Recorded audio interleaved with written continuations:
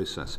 Is it a good idea to extend the number of people who can issue fit notes, and one should be looking at, and indeed the assessment, so that more people are involved in this process?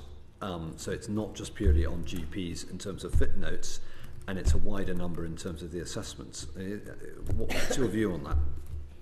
Well, I think if we think about the changes that are occurring more broadly in primary care and specifically in general practice, more multidisciplinary working, evolution of people's roles in that context, and there is, and indeed there is support if you look at the sort of consultation responses to that expansion, then in principle, I would be supportive of it, particularly to say in terms of the caseload where you've got individuals with musculoskeletal conditions, then actually a physiotherapist is going to be often the best placed person in the practice to be able to conduct that particular assessment, offer advice, think about next steps for treatment if appropriate, etc.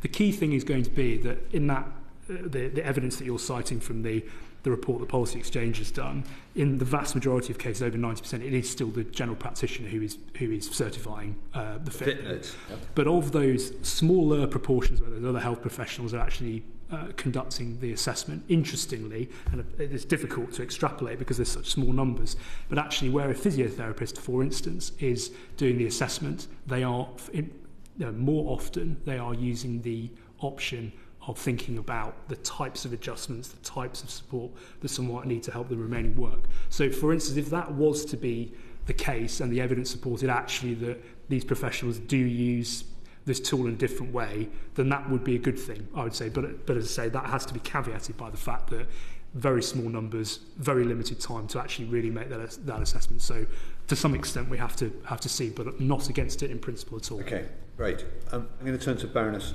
Wolf. Yes, I'd